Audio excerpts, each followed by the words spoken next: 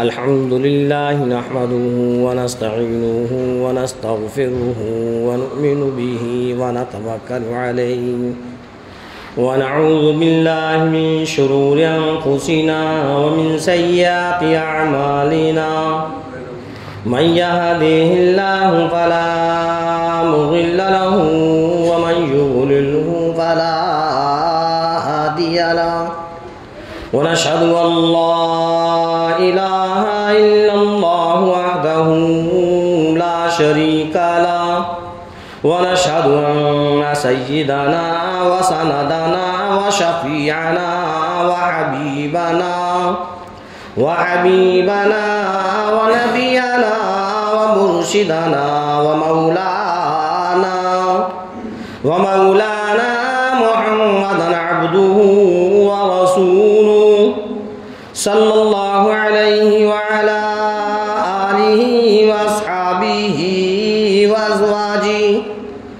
अज़वाजिहि व ज़ुर्रिय्यतिहि व बारक व सल्लम तस्लीमन कसीरन कसीरा। अम्मा बाद अऊज़ु बिल्लाहि मिनश शैतानिर रजीम। बिस्मिल्लाहिर रहमानिर रहीम। या अय्युहल्लज़ीना आमनु उदख़ुलू फ़िस्सिल्मि वल काफ़्फ़ा।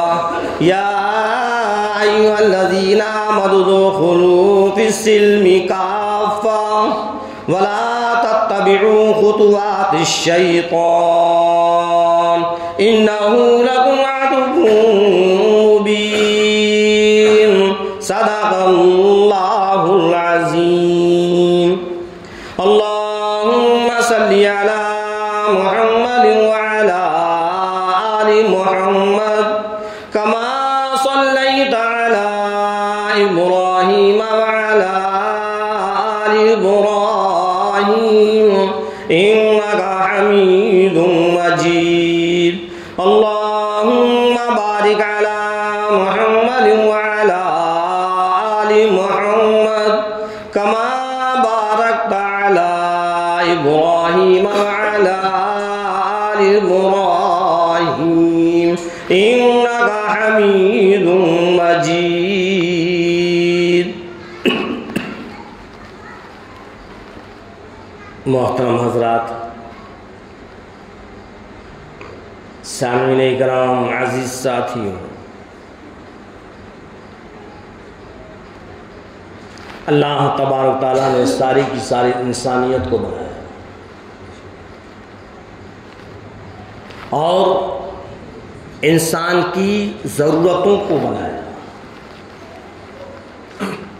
जो इंसान की ज़रूरतें हैं, इंसान दो चीज़ों पर मुरक्कब है। एक तो इंसान के आज़ा हैं, हाथ हैं, पाँव हैं, जिस्म है, आँख है, नाक है, ज़बान है, यानी सारा का सारा जिस्म। एक चीज़ तो ये है। और एक इंसान की रूह है। ये दोनों चीज़ें हैं।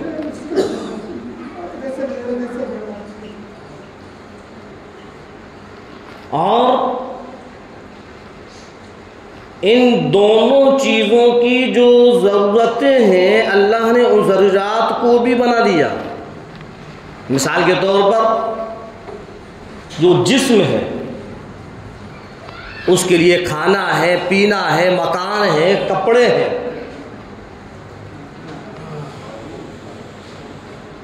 और जो रूह है,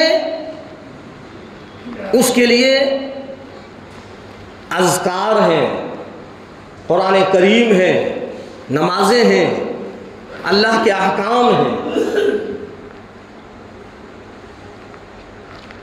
अब देखना ये है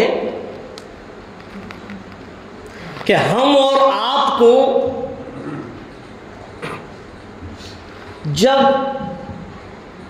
कोई बीमारी लाहिक होती है, जब हमारा जिस्म बीमार पड़ जाता है, जब हमारा कोई आज़ा खराब हो जाता है, कहीं आँख खराब हो जाती है तो किसी के कान खराब हो जाते हैं, तो किसी की ज़बान खराब हो जाती है, जिस्म का कोई भी आज़ा खराब हो जाता है तो हमको एकदम फिक्र लायक हो जाती है कि किसी भी तरीके से इस आज़ा का इलाज कराना चाहिए, इस बीमारी को दूर करना चाहिए। ये बीमारी कैसे दूर होगी, कैसे हमारे आज़ा सही होंगे, हमारे आज़ाओं के अंदर जो खराबी पैदा हो गई है ये खराबियां कैसे हटेंगी।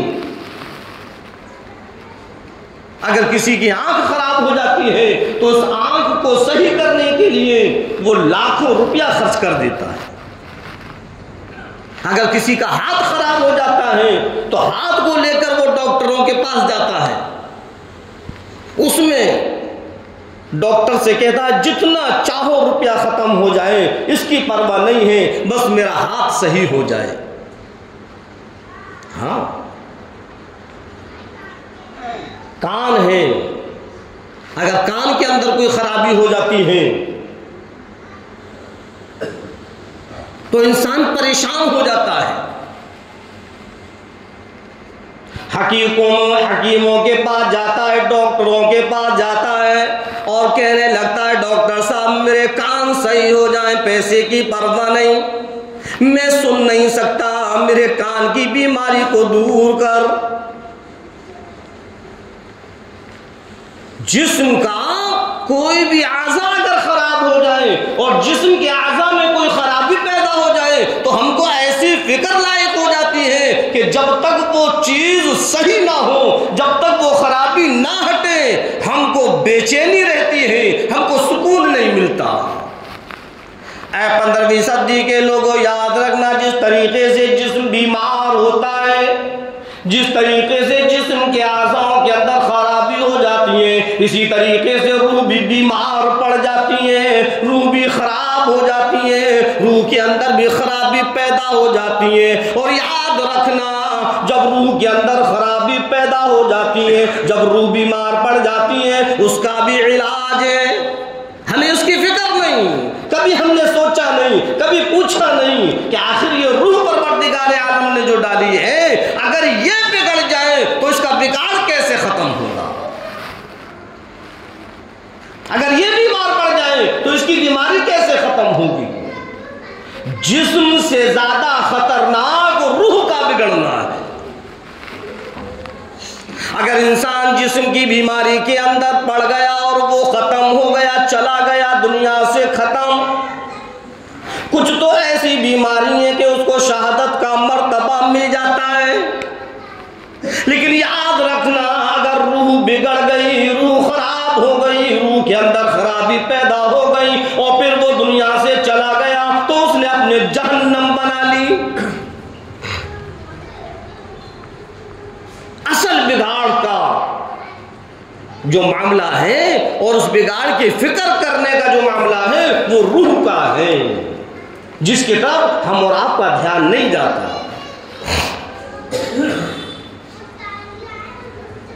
और रूह जो सही होगी, अल्लाह ने जो रूह की ग़िज़ा बनाई है वो ज़िक्र अज़कार है, कुरान करीम की तिलावत है, नमाज की पाबंदी है, अल्लाह की हम्द और सना है।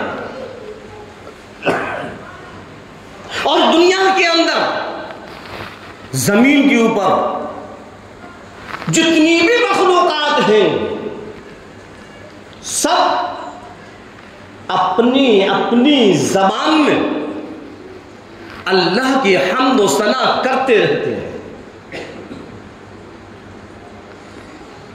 एक इंसान ऐसा है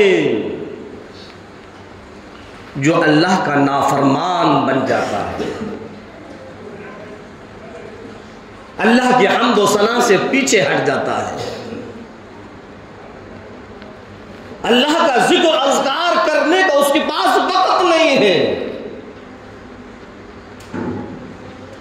ऐ लोगों, ईमान वालों, मुसलमानों, मोमिनों, एक चीज और बतलाऊं, जब रूह बिगड़ जाती है तो फिर हमारी नमाज भी कबूल नहीं, हमारा रोजा कबूल नहीं, हमारा हज कबूल नहीं। रूह के बिगड़ने से हमारे मामलात भी बिगड़ जाएंगे, हमारे भी बिगड़ जाएंगे, हमारा किरदार भी बिगड़ जाएगा, हमारा मुआशरा भी बिगड़ जाएगा। आज हमारा जो मुआशरा बिगड़ा हुआ है, जो हमारा किरदार बिगड़ा हुआ है, जो हमारे अखलाक बदल गए, हमारे आज नमाज पढ़ने में हमको अच्छा नहीं लगता, हमको नमाज पढ़ने के लिए हमें वक्त नहीं मिलता, हम बैठे बैठे नमाज को छोड़ देते हैं। आखिर इसकी वजह क्या है? यही हमारा रूह का बिगाड़ है। नमाज पढ़ने का हमारे पास वक्त नहीं है, आलकस आ जाता है, रूह बिगड़ी हुई है। मेरे अजीजों, इस रूह को खराबी को दूर करो, मामलात सही हो जाएंगे। हाँ, और ये रूह का बिगाड़ जो है वो अल्लाह के जिक्र अज़कार से सही होगा, अल्लाह के हम्द सना से सही होगा। आज हमारे मामलात बिगड़े हुए हैं, हमारी नियतों के अंदर खराबी हो चुकी है, नियतें बिगड़ी हुई हैं। नमाज पढ़ रहे हैं लेकिन नियतों के अंदर खराबी मौजूद है, रोजा रख रहे हैं लेकिन नियतों के अंदर कोई दंड फंद मौजूद है, सजदों पर सजदे कर रहे हैं लेकिन हमारी नियत सही नहीं होती। अल्लाह फरमाता हूं मेरे बंदे कितनी भी नमाजें पढ़ ले, जब तक तेरी नियत दुरुस्त नहीं तेरी नमाज कबूल नहीं।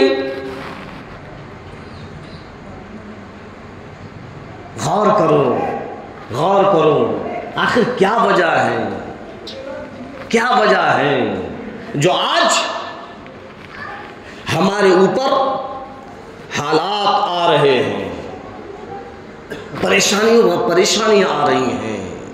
खुदा की कसम, परवरदिगार आलम ने हर एक चीज को कुरान करीम के अंदर बिल्कुल वाज़ेह तरीके से बतला दिया है।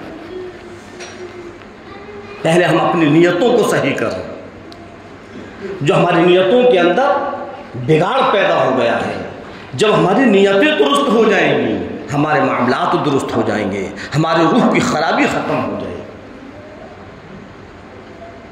और अगर इसी तरीके से नियतों के अंदर बिगाड़ रहा, नियत दुरुस्त नहीं, तो फिर हमारे मामलात इसी तरीके से बने रहेंगे। नमाजों पर नमाजें पढ़ते रहें लेकिन हमारी एक भी नमाज कबूल नहीं है। अल्लाह की इबादत एक तरफ है, यह अल्लाह का हक है। हम ये सोचें कि बस हम नमाज पढ़ते रहें, हम रोजे रखते रहें, हम हज करते रहें, हम सही हो जाएंगे, जन्नत हमको मिल जाएगी। मेरे अजीजों, ये हमारी भूल है। जहां नमाज की पाबंदी है वहां हमारे मामलात को भी देखना है कि हमारे मामलात क्या है, हमारी नियत क्या है। कहीं नियतों के अंदर बिगाड़ तो नहीं, कहीं हमारी नियत के अंदर किसी को धोखा देना तो नहीं, कहीं हमारी नियत के अंदर किसी को परेशान करना तो नहीं, कहीं हमारी नियत के अंदर किसी की परेशानी देखकर खुश होना तो नहीं। मामलात देखना है कि मामलात हमारे किस तरीके से हैं, किरदार देखना है कि किरदार हमारा किस तरीके का है। बड़ा अजीब मामला है। आज अव्वल तो हमारे पास नेकियां नहीं, और अगर थोड़ी बहुत नेकियां अगर हम बना भी लेते हैं, नमाज पढ़कर, रोज़ा रखकर, कुरान की तिलावत कर कर, अल्लाह की फरमाबरदारी कर कर, थोड़ी बहुत अगर नेकियां हमारे नामे आमाल में लिख भी जाती हैं तो हमारे करतूत ऐसे हैं जो नेकियां तबाह और बर्बाद हो जाती हैं। हाँ? नेकियां खत्म हो जाती हैं, नेकियां तबाह बर्बाद हो जाती हैं, हमको पता भी नहीं चलता। इरशाद फरमाया मदनी करीम सल्लल्लाहु अलैहि वसल्लम ने, जो लोग मस्जिदों के अंदर बैठकर दुनियावी बातें करते हैं उनकी नेकियां इस तरीके से तबाह और बर्बाद हो जाती हैं, उनको खबर भी नहीं मिलती।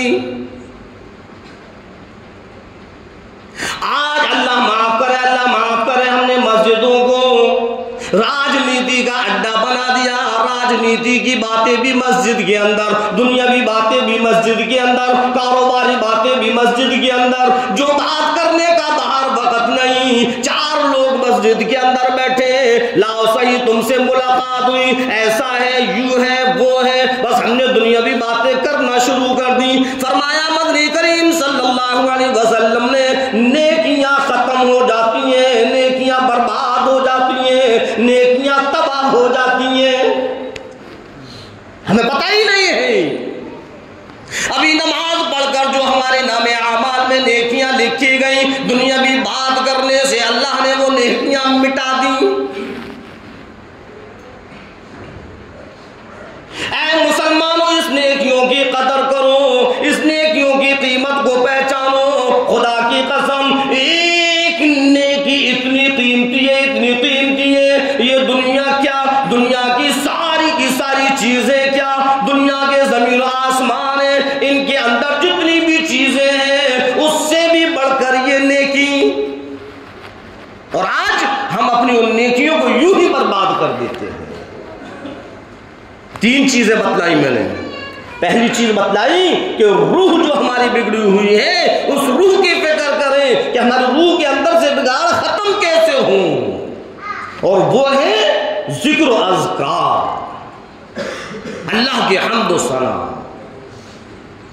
दूसरी चीज मैंने बतलाई कि हमारी नियतें जो हैं, उन नियतों को दुरुस्त करें, नियतों को सही करें। ए अल्लाह के बंदे, जब तू मस्जिद के अंदर नमाज पढ़ने के लिए आया, अपनी नियत को बिल्कुल साफ रख। तेरे दिल के अंदर, तेरी नियत के अंदर किसी भी तरीके से किसी की रंजिश ना हो, किसी से नफरत ना हो, किसी से अदावत ना हो, किसी का बुग़्ज़ ना हो। नमाज तो पढ़ रहा है लेकिन नियत तेरी दुरुस्त नहीं, रब्बे ज़ुल जलाल की कसम हो, तेरी नमाज कबूल नहीं। तीसरी चीज मैंने बतलाई कि जो नेकियां हम और आपकी हैं, इन नेकियों को यूं ही बर्बाद मत करो। बड़ी मुश्किल से नेकियां बनती हैं, बड़ी मुश्किल से। सारी की सारी चीज दुनिया के अंदर रह जाएगी, बस जो हमारे आमाल हैं और हमारे आमालों में जो नेकियां और गुनाह हैं, बस वो हमारे साथ जाएंगे। और जब मैदान हश्र में जब हमारे सामने हमारे नामे आमाल को दिखलाया जाएगा, तब हम देखेंगे वो हमारे नामे आमाल में इतने गुनाह, इलाही ये गुनाह मैंने कब किए, मेरी नेकियां कहां गई। हाँ मेरे अजीजों, इन नेकियों की फिक्र करो, इन नेकियों को फिक्र करो, नेकियां यूं ही खत्म हो जाएंगी। और एक चीज और बतलाऊं, मैंने अभी बताया था मामलात, कि मामलातों का भी सही होना जरूरी है।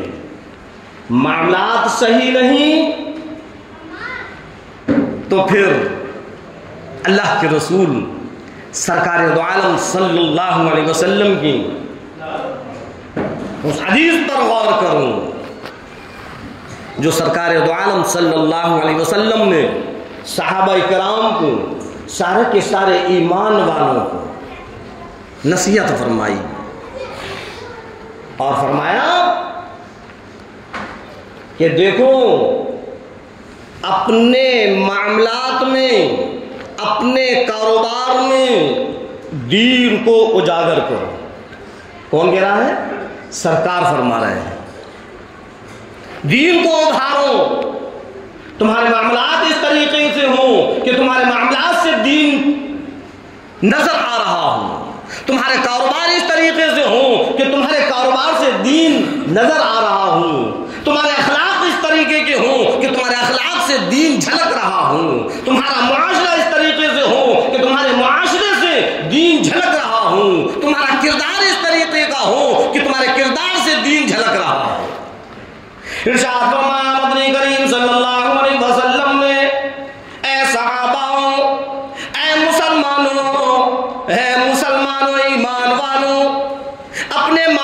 मामलात में दीन को उभारा करो, दीन को उजागर किया करो। जब तुम किसी रास्ते से चलो तो तुम्हारे नाम लेने की जरूरत नहीं, तुम्हारे मामलात देखकर लोग समझ जाए कि ये मुसलमान जा रहा है। कितने अच्छे अंदाज में सरकार समझा रहे हैं कि तुम्हारे नाम की जरूरत नहीं है, नाम से पहचान न हो, तुम्हारे मामलात से पहचान हो जाए कि देखो ये मुसलमान जा रहा है। फरमाया मदनी करीम सल्लल्लाहु अलैहि वसल्लम ने कि अपने मामलात में दीन को उभारा करो, दीन को उजागर किया करो। जब तुम रास्ते में चलो तो यहूदी समझ जाए, ईसाई समझ जाए और लोग समझ जाए कि देखो ये जा रहा है दीन मोहम्मदी का सिपाही, ये मुसलमान जा रहा है। कभी हमने इस चीज पर गौर किया कि आज जो हमारे मामलात किस कदर बिगड़े हुए हैं। जब मामलात बिगड़ जाते हैं तो एक चीज और याद रखना, फिर नमाज काम नहीं आती। जब मामलात बिगड़ जाते हैं तो फिर रोजा काम नहीं आता। हमारा मामलात की तरफ ध्यान ही नहीं है। एक वक्त था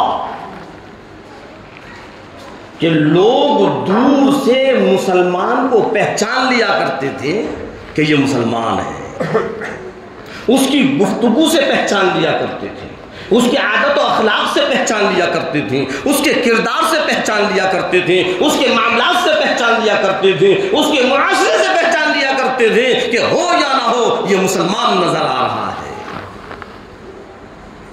और आज कोई किसी की तरफ ना देखें, हम खुद अपने गिरेबान के अंदर झांक कर देखें कि आज हमने अपने मामलात कैसे बना दिए। सिर्फ नाम रख लेने से मुसलमान नहीं होता, मुसलमान के घर के अंदर पैदा हो जाने से मुसलमान नहीं होता। मेरे अजीजों, मुसलमान जब होगा जबकि अपने आप को पूरा के पूरा इस्लाम के अंदर दाखिल कर दो। मैं नहीं कह रहा, ये कुरान कह रहा है। या अय्युहल्लज़ीना आमनू उदखुलू फिस्सिल्मी काफ़ा, ए ईमान वालों, ए मुसलमानों, ए मोमिनों, जब तुम मुसलमान बन गए, जब तुम इस्लाम के अंदर दाखिल हो गए, जब तुमने ईमान को कबूल कर लिया, जब तुमने अपना मुसलमान नाम रख लिया, जब तुम अपने आप को मुसलमान की फहरिस्त में समझने लगे, फिर सिल्मी काफ़ा, फरमाया परवरदिगार आलम ने, फिर पूरे के पूरे इस्लाम के अंदर दाखिल हो। ऐसा ना हो कि आधा मुसलमान है आधा यहूदी बना हुआ है। अब बताओ कैसे समझाया जाए। साफ साफ परवरदिगार आलम फरमा रहा है कि उदखुलू फिस्सिल्मी काफ़ा, कि जब तुम मुसलमान हो तो मुसलमान बनकर जिंदगी गुजारो, पूरा के पूरा इस्लाम के अंदर दाखिल हो जाओ। आधा तीतर और आधा बटेर इससे काम नहीं चलेगा। दुरंगी छोड़ दे, एक रंग हो जा, दुरंगी छोड़ दे, एक रंग हो जा, सरासर मोम हो जा या फिर संग हो जा। अल्लाह माफ करे, आज मेरा तेरा हाल ये है कि कदम इधर भी रखा हुआ है और कदम इधर भी रखा हुआ है। हम मुसलमान भी अपने आप को समझते हैं और यहूदियत के तरीके भी नहीं निकलते। आओ मुसलमानों, कुरान करीम की इस आयत पर गौर करो, अल्लाह के फरमान पर गौर करो। परवरदिगार आलम क्या फरमा रहा है? उदखुलू फिस्सिल्मी काफ़ा, इस्लाम के अंदर पूरे के पूरे दाखिल हो। थोड़े दाखिल होने से काम नहीं चलेगा, सिर्फ नाम रखने से काम नहीं चलेगा, सिर्फ नमाज पढ़ने से काम नहीं चलेगा, सिर्फ रोजा रखने से काम नहीं चलेगा, सिर्फ हज करने से काम नहीं चलेगा। या अय्युहल्लज़ीना आमनू उदखुलू फिस्सिल्मी काफ़ा, जब तुम मुसलमान बन गया तो नमाज भी पढ़, रोजा भी रख, एक अल्लाह की इबादत भी करो और एक अल्लाह पर यकीन भी रखो। नमाज के साथ साथ अपने मामलात पर भी किरदार पर भी गौर कर, अपने कारोबार पर भी गौर कर। फिर सिल्मी काफा, पूरे के पूरे इस्लाम के अंदर दाखिल। ऐसा नहीं है चलो मुसलमान हैं हम, हाँ मुसलमान हैं हम, लेकिन कारोबार में अरे कारोबार है, थोड़ा बहुत तो झूठ चलता है, झूठ तो बोलेंगे। और इस्लाम क्या कहता है? हरगिज़ झूठ बोलने की इजाजत नहीं, हरगिज़ झूठ बोलने की इजाजत नहीं। कारोबार इस तरीके से कर कि तेरे कारोबार से पता चल जाए कि ये मुसलमान है। जब किसी के साथ तेरे मामलात हो तो उन मामलात से पता चल जाए कि मुसलमान है। पूरे के पूरे इस्लाम के अंदर दाखिल हो जाओ, तब काम बनेगा, आधे अधूरे से काम नहीं बनेगा। कि इस्लाम में भी आ गए, अल्लाह की नाफरमानियां भी करेंगे। इस्लाम में भी आ गए, जब दिल चाहेगा नमाज पढ़ेंगे, जब नहीं चाहेगा नहीं पढ़ेंगे। मुसलमान भी बने हुए हैं, अरे हमें अगर लगेगा रोजा रखेंगे वरना नहीं रखेंगे। ऐसे काम नहीं चलेगा, ऐसे काम नहीं चलेगा। फरमाया परवरदिगार आलम ने कि फिस्सिल्मी काफा, पूरे के पूरे इस्लाम के अंदर देखना है मुझको कि तुम इस्लाम के अंदर मजबूती से हो या नहीं हो। और फिर आगे फरमाया परवरदिगार आलम वाला तत्तबिउ खुतुवात शैतान,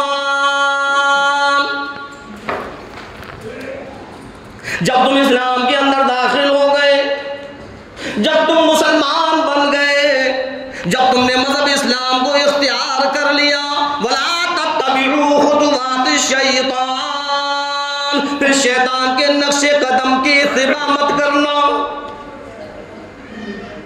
इन्नहु लकुम अदुव्वुम मुबीन, कितनी जगह पर परवरदिगार आलम ने बतलाया कि देखो ये तुम्हारा दुश्मन है, ये तुम्हारा दुश्मन है, ये तुम्हारा दुश्मन है, इसकी पैरवी मत करना, इसके नक्शे कदम पर मत चलना।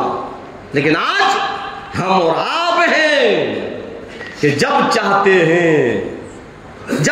हैं हम ऐसे काम कर लेते हैं जिससे कि शैतान खुश हो जाए। जब चाहते हैं अपने हाथों से, अपने पांव से, अपनी जबान से, अपने कानों से ऐसे काम अंजाम दे देते हैं जो शैतान के खुश होने का सबब बन जाता है।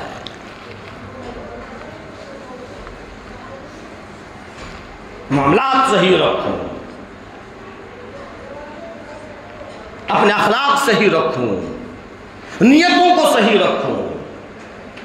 अल्लाह के रसूल सरकार दो आलम सल्लल्लाहु अलैहि वसल्लम ने फरमाया इन्नमल अमालु बिन्नियात, तमाम के तमाम कामों का दारोमदार नियत पर है। नियत सही नहीं तो कुछ भी नहीं। नियतों को सही रखो। काफी वक्त पहले मैंने एक वाक़या बतलाया था, आजकल के हमारे मामलात कैसे हैं। पहले हमारे जो मामलात थे उसकी लोग मिसालें दिया करते थे कि मुसलमान दूर से पहचान लिया जाता है कि मुसलमान है। और आज के हमारे जो मामलात हैं तो आज भी हमारी मिसालें दी जाती हैं कि मुसलमान से ज्यादा बुरा कोई इंसान नहीं।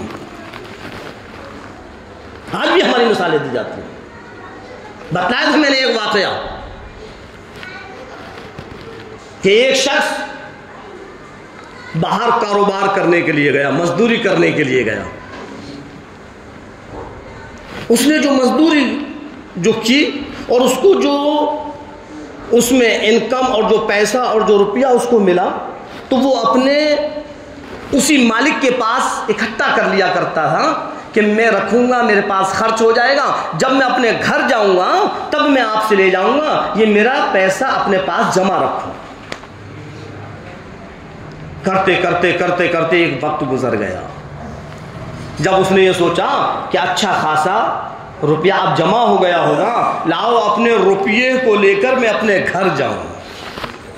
मुसलमान था वो, और जिसके पास रखा था वो ईसाई था, अंग्रेज था, वहीं वो काम किया करता था। उसने छुट्टी मांगी, छुट्टी दी। छुट्टी के बाद उसने कहा कि जो मेरा पैसा आपके पास है वो मुझे दे दो, अब मैं घर जा रहा हूँ। मुकर गया और कहने लगा कौन सा रुपया, कौन सा पैसा, कब दिया। अब वो हाथ मिनती जोड़ने लगा, रोने धोने लगा, अरे मेरी इतने दिन की ये कमाई है, मैं अगर इसको लेकर नहीं गया तो फिर मैं कैसे जाऊंगा, मैं बर्बाद हो जाऊंगा, मेरी अमानत मेरे पास वापस दे दो। लेकिन वो मानने को तैयार नहीं।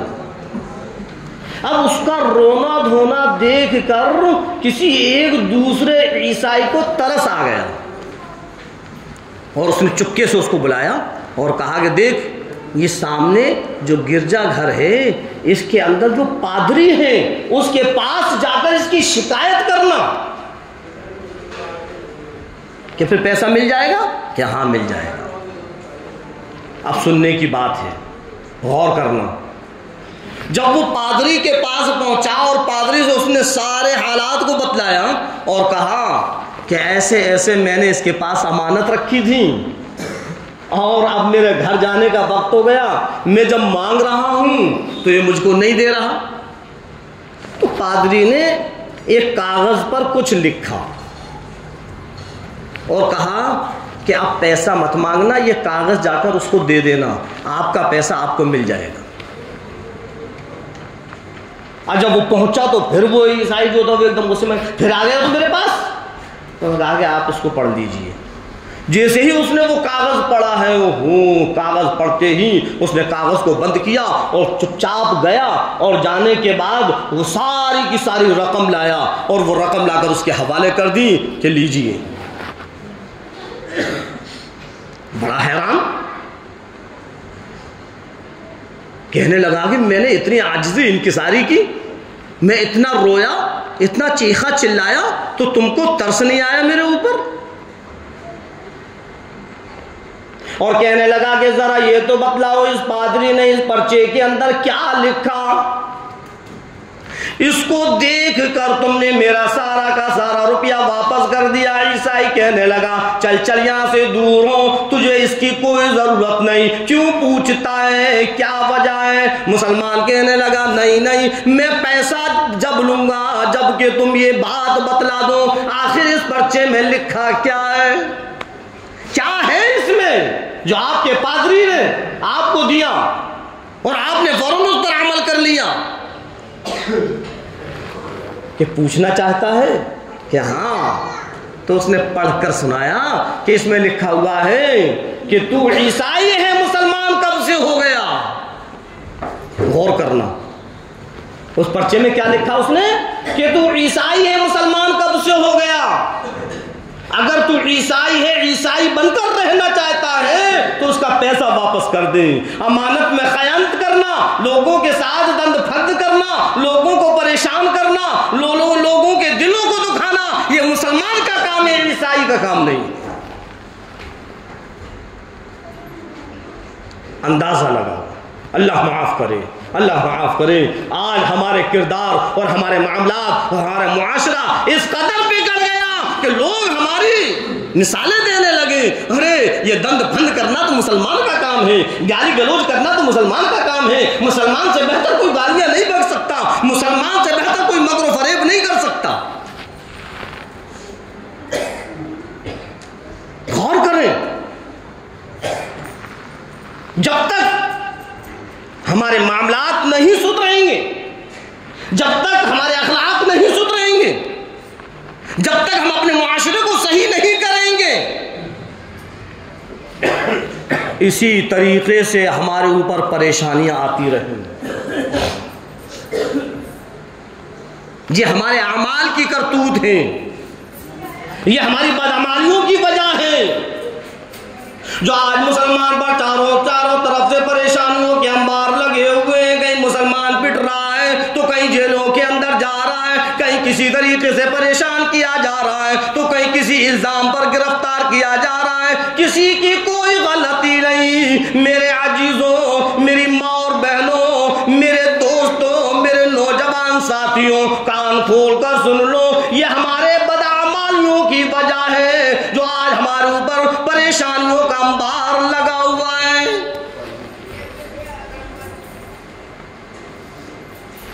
ये भी मैं अपनी तरफ से नहीं कह रहा। एक चीज़ बतला दूं मैं आपको, आलिम कभी भी कोई अपनी तरफ से बात नहीं करता।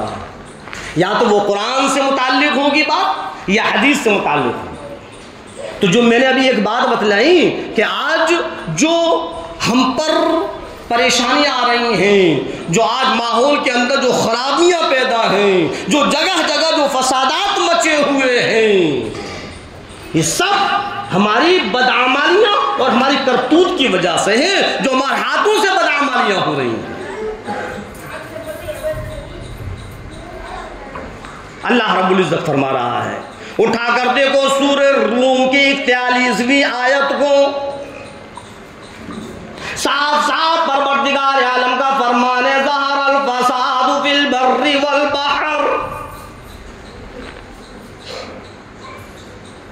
जमीन में, जंगल में, मैदान में और समंदर में, दरियाओं में, खुश्की में, हरियाली में, सारी की सारी जमीन पर जहां मसाद मचा हुआ है, जहां फसाद हो रहा है, अल्लाह रब्बुल इज्जत फरमा रहा है, ज़हरल फसादु फिल बर्रि वल बहर, चारों तरफ फसाद ही फसाद,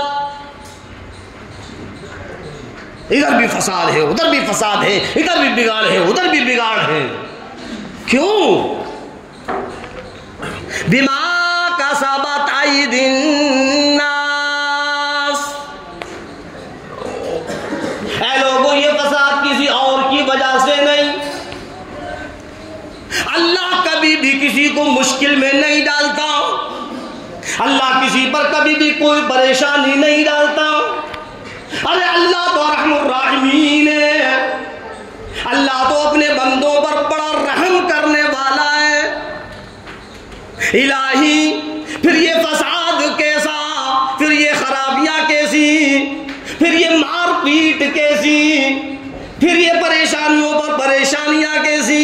फरमाया परवरदिगार आलम ने बिमा कसबत अयदीन नास, ये सारी की सारी परेशानियां, सारे के सारे फसाद, सारी की सारी खराबियां, सारे के सारे बिगाड़ो, बिमा कसबत अयदीन नास, ये लोगों के हाथ के अमल की वजह से,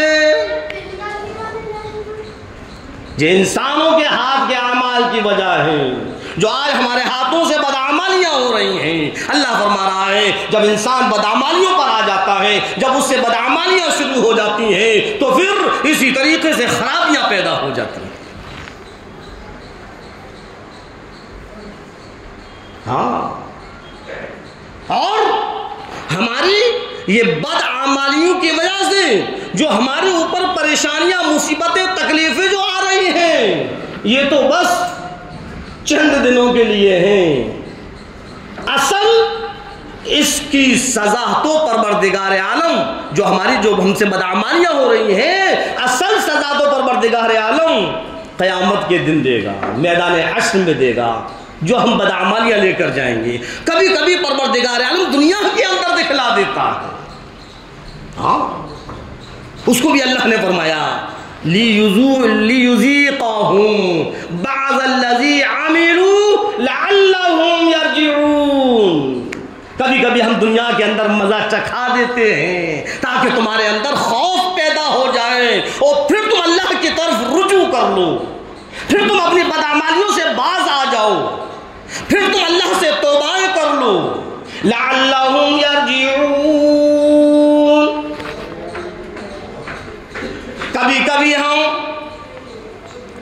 मजा चखाने के लिए परेशानियों को डाल देते हैं, तकलीफें डाल देते हैं, मुसीबतें डाल देते हैं, ताकि तुम्हारी समझ में आ जाए कि हमने जो ये बदआमालियां की उसकी वजह से ये खराबियां पैदा हो गई। लियुज़ीक़ू, अल्लाह फरमा रहा है ताकि हम उनको चखाना चाहते हैं, उनके अमाल की वजह से कुछ उन्होंने काम ऐसे कर दिए जिससे हमने उन पर परेशानियां डाल दी। कभी परवरदिगार आलम जलजलों की शक्ल में जमीन को हिला देता है, कितनी जलजला आ गया, क्यों? ये भी हमारी बदआमालियां हैं। कभी तूफानी लहरें परवरदिगार आलम पहुंचा देता है, कभी सैलाब पर सैलाब आ जाता है, कहीं हवाएं और आंधियां तेज हो जाती हैं। अल्लाह फरमा रहा है ये सब हम तुमको चखाते हैं, तुम्हारे बदअमालियों की सजा, और ये तो बहुत ही थोड़ी है, ये तो सिर्फ इसलिए दिखला रहे हैं, ये तो हल्की फुल्की झलकियां हैं, असल सजा तो आखिरत में मिलेगी। अब हमने ये तुम्हें जो ये थोड़ी सी जो परेशानियां डाली हैं, ये सिर्फ इसलिए कि तुम्हारे अंदर खौफ पैदा हो जाए, तुम्हारे अंदर डर पैदा हो जाए, और फिर तुम डर कर फिर नमाजों की तरफ आ जाओ, अल्लाह की इबादत की तरफ आ जाओ, तौबा इस्तिग़फ़ार कर लो, अल्लाह का खौफ दिल के अंदर पैदा कर लो, लअल्लहुम यरजिऊन, फिर तुम हमारी तरफ वापस आ जाओ, फिर हमारी फरमाबरदारी करने लगो। हाँ, अल्लाह इसलिए आज हम कह रहे अरे बड़ी परेशान है, अरे वहाँ ऐसा हो रहा है, वहाँ यूँ हो रहा है, वहाँ ये ऐसा हो रहा है। आखिर क्यों? सिर्फ पटरियों पर बैठकर, चाय के होटलों पर बैठकर, गली मोहल्ले कूचे में बैठकर, चार लोग आपस में बैठकर बातें करें, वहाँ ऐसा हो रहा है, वहाँ यूँ हो रहा है, वहाँ ये होना चाहिए, वहाँ इतने मर गए, वहाँ यूँ हो गया, वहाँ यूँ हो गया, इससे काम नहीं चलेगा, इससे काम नहीं चलेगा। अल्लाह सब देख रहा है, अल्लाह सब देख रहा है, किसी से कुछ कहने की ज़रूरत नहीं है। बतलाया था मैंने पिछले जुमे में कि बस अल्लाह से कहो। दुनिया भर की बातें तो हम करने लगते हैं, लेकिन जो काम हकीकत का जो काम है उस काम से हम पीछे रहते हैं। लाओ अब इतनी परेशानियां हमारे ऊपर है, अब तो मस्जिदों के अंदर आ जाएं, अब तो नमाज की पाबंदियां कर लें, अब तो अल्लाह के अहकाम को पूरा कर लें, अब तो अल्लाह की फरमाबरदारियां कर लें। नहीं, कुछ भी हो जाए, कितने भी मर जाए, कितने भी जेल पहुंच जाए, हमें तो इसी तरीके से बदमाशियां करना है, हमको तो इसी तरीके से खुराफात करना है, हमको तो इसी तरीके से अय्याशियां करना है, हमको तो इसी तरीके से बदकारियां करना है। हम अपने मामलात को नहीं सुधारेंगे। कुछ भी हो जाए, दुनिया तबाह हो जाए, नेकियां खत्म हो जाएं, लेकिन हम इतने ढीठ बन गए हैं कि हम अपने अमाल को नहीं सुधारेंगे, हम अपने मामलात को नहीं सुधारेंगे, हम अपने किरदार को नहीं सुधारेंगे। अगर नेकियां तबाह हो रही हैं होती रहे, नेकियां बर्बाद हो रही हैं होती रहे, जहन्नम बन रही है हमारी बनती रहे, लेकिन ये हमारा ढीठपन खत्म नहीं हो रहा। मेरे अजीजों, कब खत्म होगा ये ढीठपन? कब हमारी समझ में आएगी ये बात? कितने लोग दुनिया से जा रहे हैं।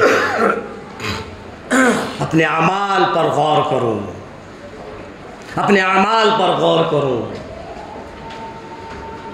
आ जाओ मस्जिदों की तरफ, आ जाओ अल्लाह के जिक्र की तरफ, अल्लाह को राजी कर लूं, अल्लाह के फरमा बरदार बन जाऊं। खुदा की कसम ये सारी की सारी परेशानियां खत्म हो जाएंगी।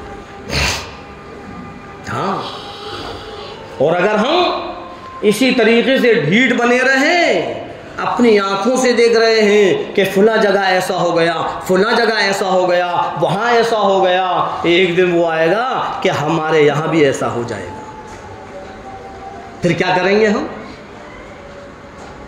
तब मस्जिदें भरेंगे, तब अल्लाह की फरमाबरदारी करेंगे, तब नमाज पढ़ेंगे?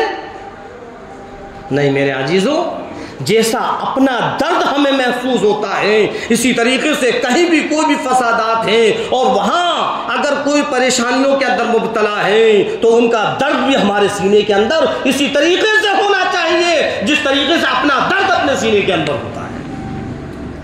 देख रहे हैं आज बहराइच का क्या हाल है? इनकाउंटर हो रहे हैं, बेगुनाह जेलों के अंदर डाला जा रहा है, मुकदमे पर मुकदमे लग रहे हैं, कितने घर उजड़ गए हैं, कितने नौजवान चले गए हैं, और हमें जर्रा बराबर भी एहसास नहीं। अभी हमारी समझ में नहीं आ रहा क्या वो मुसलमान नहीं है? क्या उनकी मोहब्बत हमारे दिलों के अंदर नहीं है? अरे कहीं का भी रहने वाला हो, मुसलमान तो हमारा भाई है, मुसलमान तो हमारा भाई है। अगर उसके साथ मामला हो रहा है तो समझो कि हमारे साथ ये मामला हो रहा है। और जब हमारे साथ ये मामला होगा तो फिर हम क्या करेंगे? क्या उस वक्त मस्जिदों को आबाद नहीं करेंगे? क्या उस वक्त अल्लाह को राजी नहीं करेंगे? मैं ये नहीं कहता कि गोला बारूद लेकर सड़कों पर निकल आओ, हथियार लेकर हमला कर दो, नहीं। इस्लाम इस चीज की इजाजत नहीं देता। कभी भी इस्लाम ने कभी भी पहल नहीं की है।